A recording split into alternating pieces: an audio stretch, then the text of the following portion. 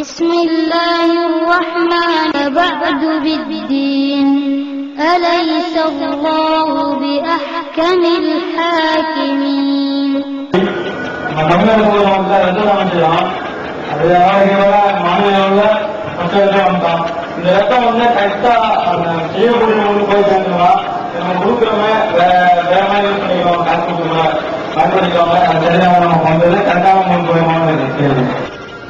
தமிழ்நாடு தௌஹீத் ஜமாத் சார்பாக இரத்த தானம் செய்வதனுடைய முக்கியத்துவத்தை விளக்கி கடந்த 4 ஆண்டுகளாக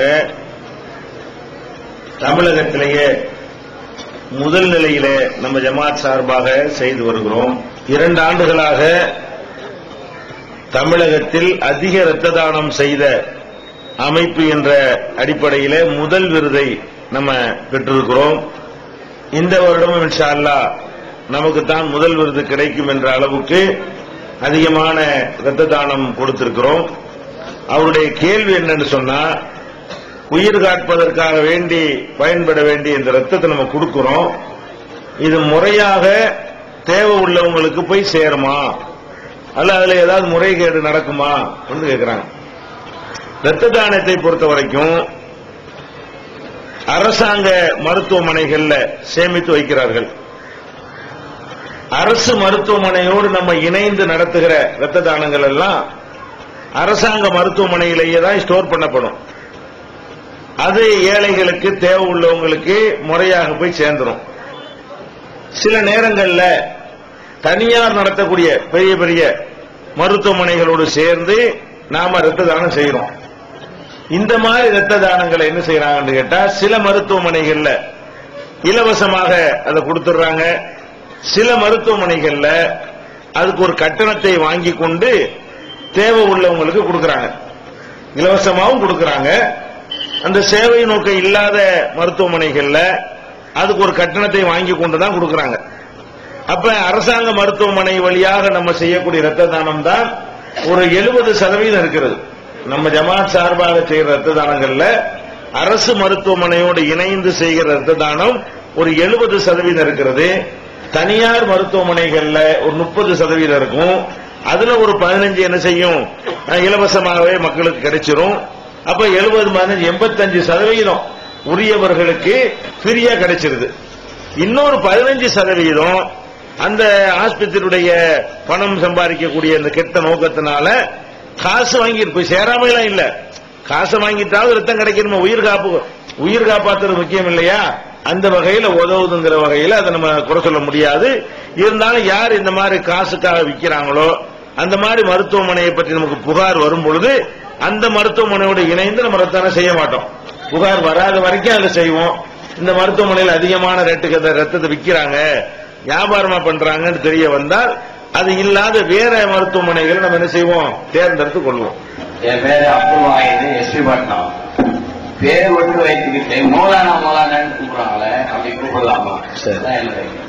நம்முடைய சமுதாயத்தில் மார்க்க அறிஞர்களை மௌலானா என்று அழைக்கக்கூடிய வழக்கம் இருக்கிறது.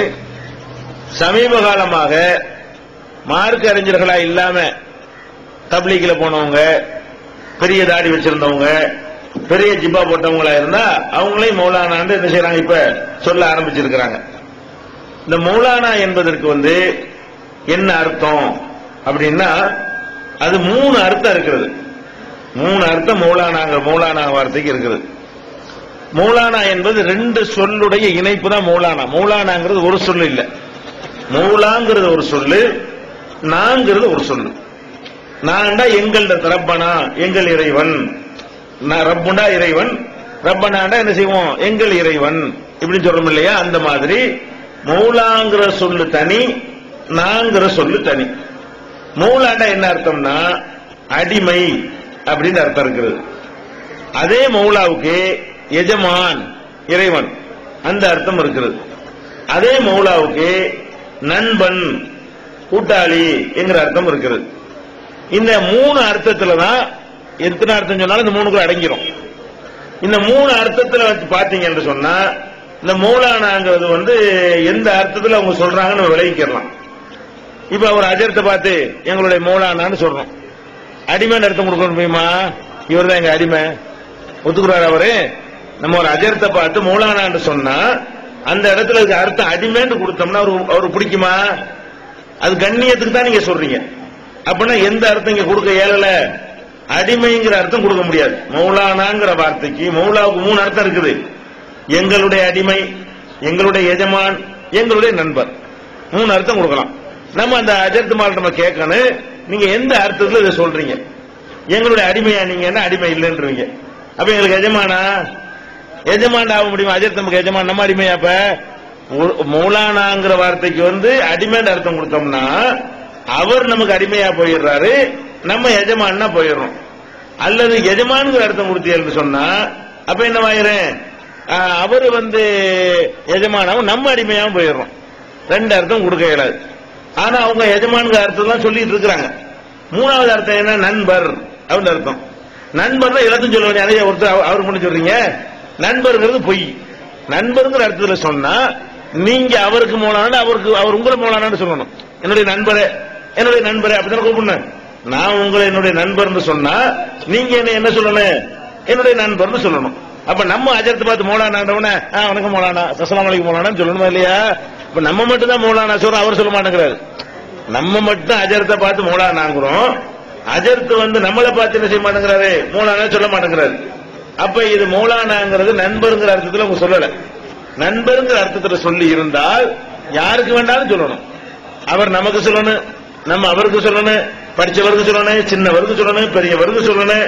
முஸ்லீம் அல்லாத ஒரு நண்பர் இருந்தா கூட அவரை என்ன செய்யலாம்? மௌலானான்னு கூப்பிடலாம். நண்பர் தானே. முஸ்லீம் அல்லாத ஒருத்தர் உங்களுக்கு நண்பரா இருந்தா என்ன மௌலானா சோமான்னு கேட்கலாமா இல்லையா? அப்ப இந்த நண்பருங்கிற அர்த்தத்திலையும் அது அந்த அர்த்தம் கொடுக்கலாம். ஆனா இவங்க அந்த அர்த்தத்துல சொல்றது கிடையாது. அடிமைங்கிற அர்த்தத்துல சொல்றாங்க, அந்த அர்த்தம் இல்ல. வேற என்ன அர்த்தம்? எஜமானப்ப அவங்க என்னமோ என்னத்தினால வைக்கிறாங்க, அவங்க என்னமோ நமக்கு எஜமான் மாதிரி, நம்ம எல்லாம் அடிமைங்கிற மாதிரி காட்டுவதற்கு தான் இந்த வார்த்தையை மௌலானாங்கிற வார்த்தையை என்ன செய்யறாங்க? பயன்படுத்துகிறார்கள்.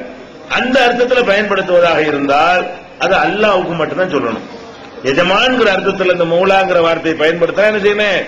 அல்லாஹ்வுக்கு தான் உரியது. குர்ஆன்ல அல்லாஹ் சொல்லி காட்டுகிறான், அந்த மௌலானா, இறைவா நீ தான் எங்களுடைய மௌலா, எஜமான், பன்சுர்னா அல் கோமில் காபீர் கூப்பிடுமா இல்லையா? அப்ப அல்லாஹ் தான் என்ன செய்யணும்? மௌலானாங்கிறான். நீங்க நம்ம அல்லாஹ் எப்படி சொல்லணுமா? எங்கள் மௌலானா, யா மௌலானா, எங்கள் இறைவனே, எங்களுடைய எஜமானனே அர்த்தம். அப்ப அல்லாஹ்வுக்கு பயன்படுத்தும் பொழுதுதான் எஜமான்கிற அர்த்தம் வரும். மனிதனுக்கு பயன்படுத்தினா ஒன்னு அடிமைங்கிற அர்த்தம் வரும், இல்லன்னா நண்பன்கிற அர்த்தம் வரும். அந்த 2 அர்த்தத்தில் அவங்க பயன்படுத்துவது கிடையாது. அடிமைங்கிற அர்த்தத்தில் பயன்படுத்தினா அவர் மட்டம், நமக்கு மேல மட்டமா போயிடுறாரு. அஜர்த்தை பார்த்து என்னையா அடிமை அப்படின்னா எங்கள் அடிமையே என்று கூப்பிட்டார், கோவரமா வர மாட்டேங்குதா? அப்ப இதுல என்ன வழங்கணும்? இந்த மௌலானாங்கிற வார்த்தையை அவர் தன்னை இறைவன்மார் நினைத்துக் கொண்டு, அவர் எஜமான்மார் நினைத்துக் கொண்டு, நம்ம எல்லாம் அவங்களுக்கு அடிமைமார் நினைத்துக் கொண்டு இந்த வார்த்தையை தங்களுக்கு சூட்டிக் கொண்டிருக்கிறார்கள். அதனால தான் அவங்க தங்களை மட்டும் மௌலானான்னு சொல்றாங்க, நம்மள மௌலானான்னு சொல்ல மாட்டேங்கிறாங்க. இந்த வார்த்தையை நம்ம என்ன செய்யணும்? தவிர்த்துக் கொள்ள வேண்டும். நிஅமல் மௌலா, அவன் தான் எஜமானர்களிலேயே சிறந்தவன், அப்படி எல்லாம் அல்லாஹ் சொல்லி காட்டுகிறான். அதனால இந்த மௌலானாங்கிற வார்த்தை தப்பான பிரயோகம். ரசூல் ஸல்லல்லாஹு அலைஹி வஸல்லம் அவங்கள சஹாபாக்கள் மௌலானான்னு கூப்பிட்டதே இல்லை. ரசூல் ஸல்லல்லாஹு அலைஹி வஸல்லம் இப்படி ஒரு பட்டம் இருந்தால் முதல்ல சஹாபாக்கள் கூப்பிடுவாங்களா இல்லையா? எந்த ஒரு சஹாபியாவது ரசூல் ஸல்லல்லாஹு அலைஹி வஸல்லத்தை பார்த்து மௌலானா அப்படி கூப்பிட்டுருக்காங்களா? கூப்பிட்டது கிடையாது. அப்ப இது இவங்க பிற்காலத்துல அவங்கள பிற மதத்துல எப்படி ஒரு எஜமான் தனம் மத குருமார்கள் வைத்திருப்பார்களோ அந்த மாதிரி ஒரு அடிப்படையில் இது உருவாக்கப்பட்டது. இந்த பழக்கத்தை நம்ம விட்டுறணும். கடந்த கொஞ்ச நாளைக்கு முன்னாடி தேவிப்பட்டினத்துல நடைபெற்ற ஒரு பொதுக்கூட்டத்தில் சகோதரர் இருந்தாங்க. சூரத்து தௌபான்னு சொல்லக்கூடிய அந்த அத்தியாயத்தை குறிப்பிட்டு சில வசனங்களையும் சொல்லி, இந்த வசனத்தின் அடிப்படையில் பார்த்தோம்னா சில பள்ளிவாசல்கள் அப்படின்னு பேரணி இருக்கிற சில பள்ளிவாசல்கள்ல தொழுவதற்கு எல்லாம் தடை விதிச்சிருக்கான் அப்படின்னு சொல்றாங்க. அதை நம்ம போய் உடனே எடுத்து பார்க்கிறோம். பார்த்தோன்னே அப்பதான் தெரியுது அல்ல இதைத்தான் சொல்றான் அப்படிங்கிறது தெரியுது. இதை ஆய்வு செஞ்சுதான் சகோதரர் இந்த குரானை பேசி எழுதிருக்கிறாங்க. இது 2002 வெளிவந்துச்சு. நம்மளுக்கு முக்கிய பிரச்சனையா பள்ளிவாசல போய் சொல்லுவது